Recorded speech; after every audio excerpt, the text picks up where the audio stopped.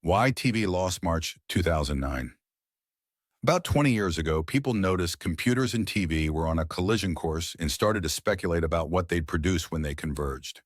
We now know the answer: computers. It's clear now that even by using the word convergence, we were giving TV too much credit. This won't be convergence so much as replacement. People may still watch things they call TV shows, but they'll watch them mostly on computers. What decided the contest for computers?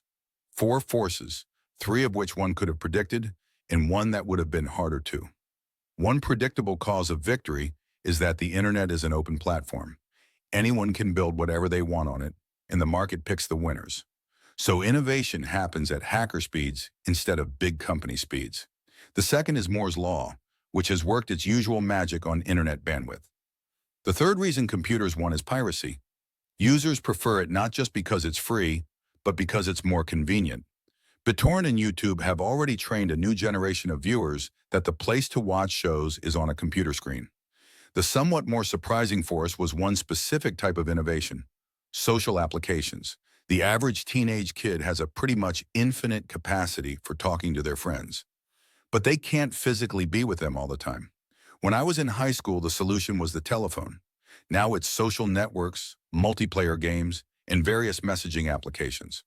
The way you reach them all is through a computer, which means every teenage kid wants a computer with an internet connection, has an incentive to figure out how to use it, and spends countless hours in front of it. This was the most powerful force of all. This was what made everyone want computers. Nerds got computers because they liked them. Then gamers got them to play games on. But it was connecting to other people that got everyone else. That's what made even grandmas and 14-year-old girls want computers. After decades of running an IV drip right into their audience, people in the entertainment business had understandably come to think of them as rather passive. They thought they'd be able to dictate the way shows reached audiences, but they underestimated the force of their desire to connect with one another. Facebook killed TV. That is wildly oversimplified, of course, but probably as close to the truth as you can get in 3 words. The TV networks already seem grudgingly to see where things are going and have responded by putting their stuff grudgingly online. But they're still dragging their heels. They still seem to wish people would watch shows on TV instead, just as newspapers that put their stories online still seem to wish people would wait till the next morning and read them printed on paper. They should both just face the fact that the internet is the primary medium. They'd be in a better position if they'd done that earlier.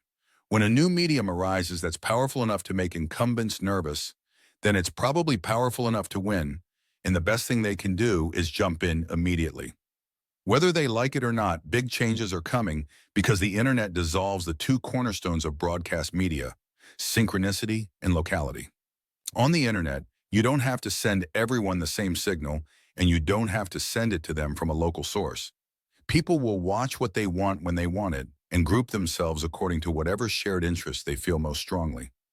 Maybe their strongest shared interest will be their physical location, but I'm guessing not, which means local TV is probably dead. It was an artifact of limitations imposed by old technology. If someone were creating an internet-based TV company from scratch now, they might have some plan for shows aimed at specific regions, but it wouldn't be a top priority. Synchronicity and locality are tied together. TV network affiliates care what's on at 10 because that delivers viewers for local news at 11. This connection adds more brittleness than strength, however. People don't watch what's on at 10 because they want to watch the news afterward. TV networks will fight these trends because they don't have sufficient flexibility to adapt to them. They're hemmed in by local affiliates in much the same way car companies are hemmed in by dealers and unions. Inevitably, the people running the networks will take the easy route and try to keep the old model running for a couple more years, just as the record labels have done. A recent article in the Wall Street Journal described how TV networks were trying to add more live shows, partly as a way to make viewers watch TV synchronously instead of watching recorded shows when it suited them. Instead of delivering what viewers want, they're trying to force them to change their habits to suit the network's obsolete business model. That never works unless you have a monopoly or cartel to enforce it, and even then it only works temporarily. The other reason networks like live shows is that they're cheaper to produce. There they have the right idea, but they haven't followed it to its conclusion. Live content can be way cheaper than networks realize, and the way to take advantage of dramatic decreases in cost is to increase volume. The networks are prevented from seeing this whole line of reasoning because they still think of themselves as being in the broadcast business, as sending one signal to everyone. Now would be a good time to start any company that competes with TV networks. That's what a lot of internet startups are. Though they may not have had this as an explicit goal, people only have so many leisure hours a day, and TV is premised on such long sessions, unlike Google, which prides itself on sending users on their way quickly, that anything that takes up their time is competing with it. But in addition to such indirect competitors, I think TV companies will increasingly face direct ones. Even in cable TV, the long tail was lopped off prematurely by the threshold you had to get over to start a new channel. It will be longer on the internet, and there will be more mobility within it. In this new world, the existing players will only have the advantages any big company has in its market. That will change the balance of power between the networks and the people who produce shows. The networks used to be gatekeepers. They distributed your work and sold advertising on it.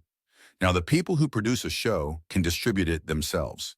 The main value networks supply now is ad sales, which will tend to put them in the position of service providers rather than publishers. Shows will change even more. On the internet, there's no reason to keep their current format or even the fact that they have a single format. Indeed, the more interesting sort of convergence that's coming is between shows and games. But on the question of what sort of entertainment gets distributed on the internet in 20 years, I wouldn't dare to make any predictions, except that things will change a lot. We'll get whatever the most imaginative people can cook up. That's why the internet won.